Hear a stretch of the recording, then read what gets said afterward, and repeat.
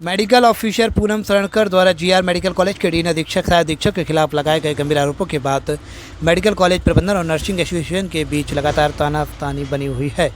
इस बीच ग्वालियर में nursing association की प्रदेश अध्यक्ष रेखा परमार, सचिव पूनम सरणकर, एसोसिएशन पदाधिकारियों ने एक साथ प्रेस कॉन्फ्रेंस कर मेडिकल कॉलेज प्रबंधन पर गंभीर आरोप लगाए हैं। अध्यक्ष रेखा परमार का आरोप है कि विगत दिनों सीएम शिवराज सिंह चौहान के ग्वालियर दौरे के समय मेडिकल कॉलेज प्रबंधन द्वारा पुलिस को गलत जानकारी देकर नर्सिंग एसोसिएशन के पदाधिकारियों को नज़रबंद कराया गया था, जिसमें एसोसिएशन पदाधिकारी सीएम शिवराज सिंह चौहान से मिलकर पूरी घटना से अवगत न करा सके। मेडिकल कॉलेज के इतिहास में पहली बार ऐसा हुआ कि नर्सिंग एसोसिएशन के पदाधिकारियों को इस तरह नज़रबंद किया गया हो।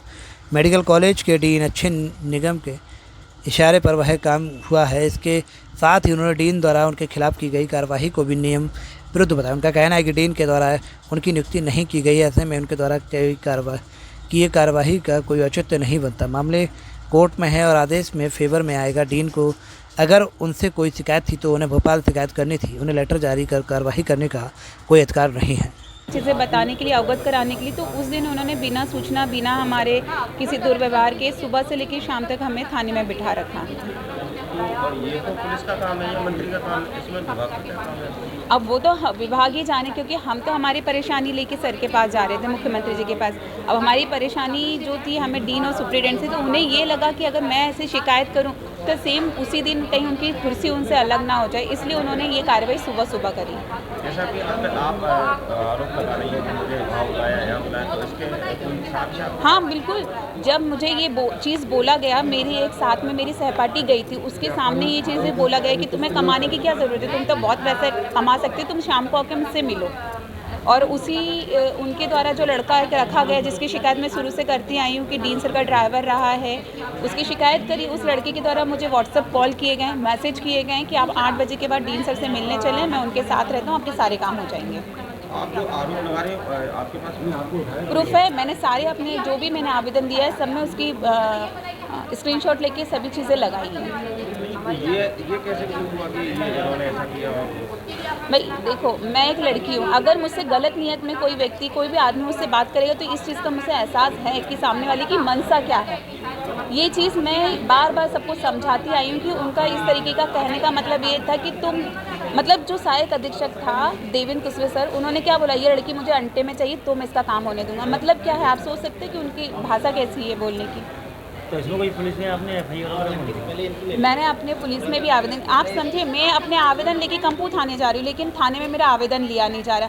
मैं जन सुनवाई में गई, जन सुनवाई में उन लोग को मेरे जाने से पहले सारी घटनाएं पता थी, लेकिन उन्होंने फिर भी मेरे किसी आवेदन पे कार्रवाई नहीं करी। ऐसा क्या रहा आपको भोपाल में पीसी करनी पड़ी, प्रेस कॉन्फ्रेंस करनी पड़ी? देखो, हम हमारी बात तो हर जगह रखना चाहते हैं। वहाँ पे मंत्रियाँ सारे, जो हमारे डिपार्टमेंट है सारा वहीं से जुड़ा हुआ है। हम वहाँ पे सभी को मेरी परेशानी से अवगत कराना चाहते हैं, क्योंकि मैं रोज़ ही हमेशा 6 महीने से इससे लड़ रही हूँ, लेकिन उसका कोई निराकरण नहीं निकल रहा है। इसलिए हमने उस क्षेत्र में करा था ताकि हम मंत्री से डायरेक्ट वहाँ पर बात पहुँचा सकें। क्या प्रशासन पे आपको भरोसा नहीं है कि आपसे एक आवेदन जो आप तक पहुँचे है, जब तक पे कार्रवाई नहीं हुई? देखो, आवेदन मेरा काम है देना, मैंने दिया, मैं उसके फॉलोअप के लिए मैंने उसके रिमाइंडर भी भेजे, लेकिन मुझे आज तक कहीं कोई पॉजिटिव नहीं मिल रहा है रिपोर्ट। क्योंकि मुझे सिर्फ ये जानकारी मिलती है कि हमारी संस्था ग्वालियर में कोई संघ का हाथ है उन अधिकारियों पे, इसलिए मेरा कोई काम नहीं हो रहा है। देखिए, मैं पत्रकार वार्ता आज इसलिए रखी है कि देश के इतिहास में पहली बार मेरे संज्ञान में आया, बल्कि मैं 35 साल की नौकरी में मैंने पहली बार देखा है कि यहाँ के अधिकारियों ने पुलिस प्रशासन को भ्रमित करके हमें पूरे दिन नज़रबंद रखा। हम अपने मुखिया से, मध्य प्रदेश शासन में चिकित्सा शिक्षा मंत्री से हम अपनी मांगों को रखना चाह रहे थे। हमारी 4 ज्वलंत मांगे थी प्रदेश की, हम उसको रखना चाह रहे थे। एक पीड़ित महिला पूनम सरणकर, उसका मामला उनके संज्ञान में लाना चाहते थे, लेकिन अधिकारियों को लगा कि हम फंस जाएंगे। उस डर से उन्होंने हमको पूरे दिन वहाँ थाने में बिठा के रखवाया गया, जो कि बहुत ही गलत संगति है। इसके लिए मैं माननीय मुख्यमंत्री के पास भोपाल जाके ज्ञापन दूंगी। माननीय चिकित्सा शिक्षा मंत्री को भी संज्ञान में नहीं है कि हमको रखा गया है, उनको भी मैं ज्ञापन देने वाली हूँ। जैसे आपने आरोप लगाया कि अधिकारियों पे कि आपको बुलाया गया, तो कब बुलाया गया और आपने मुझे कब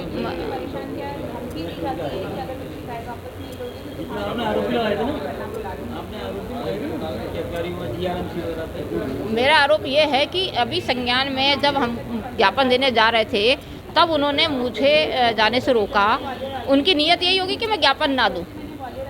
तो मुझे पुलिस प्रशासन, शासकीय कर्मचारी को पुलिस प्रशासन यहाँ से इनके भ्रमित करने पर पुलिस प्रशासन ने हमको सुबह से शाम तक थाने में रखा। किस नियम के तहत रखा? मैं तो इसके लिए मुख्यमंत्री जी को भी और माननीय कलेक्टर साहब को और कमिश्नर साहब को भी ज्ञापन देने वाली हूँ।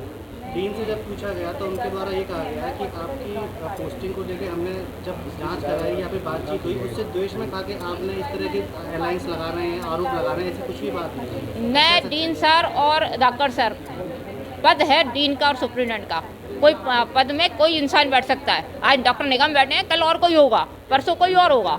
मुझे उनसे कोई द्वेषपूर्ण भावना नहीं है। डॉक्टर अक्षय निगम ने जो आदेश मेरा निकाला है वो पूरा विधि विरुद्ध है, नियम विरुद्ध है। उनको अधिकार ही नहीं है मेरा आदेश निकालने का, क्योंकि मैं डॉक्टर निगम की एम्प्लॉय नहीं हूँ, मैं डीएमई की एम्प्लॉय हूँ। नियम से आप पदस्थ हैं? मैं डीएमई के आदेश से पदस्थ हूँ।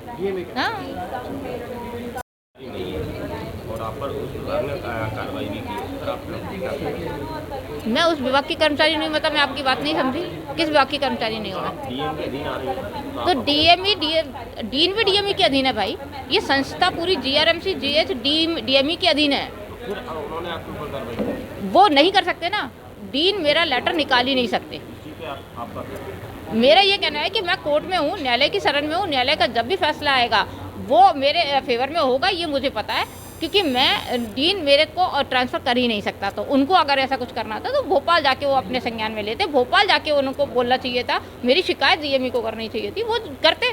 वहाँ से जो भी आदेश होता तो करते, क्योंकि क्षेत्रीय कार्यालय ने सीधा लिखा है कि रेखा परमार डीएमई की एम्प्लॉई हैं। मेरी सीनियरिटी लिस्ट डीएमई में है। 2020 में जो सीनियरिटी लिस्ट निकली है उसमें मेरा 185 नंबर पे नाम है। मेडिकल एजुकेशन में मैंने स्टडी लीव ली, नियुक्तिकर्ता एजुकेशन लीव देता है। डीएमई ने मुझे बीएससी करने की परमिशन दी, उसका लेटर मेरे पास है। मेरे सारे टाइम पे स्केल जो लगे हैं वो डीएमई ने लगाए, भोपाल से संचालित होते हैं। समयमान मुझे 2 समयमान मिले हैं, वो डीएमई ने लगाए। तो डीन मुझ पर कार्रवाई कर ही नहीं सकते ना। क्या वजह रही मैडम, इतना सारे मामलों में कोई मजबूत तथ्य सामने आपके हाथ नहीं है? आप कह रहे हैं नहीं, मजबूत तथ्य हैं। ये बात है कि न्यायप्रिय और सच्चे लोगों को न्याय थोड़ा टाइम लगेगा मिलने में, लेकिन बहुत जल्दी मिलेगा। और जो झूठे मक्कार लोग हैं उनको बहुत जल्द उनके कर्मों की सजा मिलेगी। इस वीडियो को लाइक करें, हमारे चैनल को सब्सक्राइब करें, बेल आइकन जरूर प्रेस करें हमारी न्यू वीडियो सबसे पहले देखने के लिए। सब्सक्राइब करने के बाद ना घंटी बजा देना, ताकि जब भी मैं कोई न्यू वीडियो अपलोड करूं तो तुम्हारे फोन की घंटी भी बजे।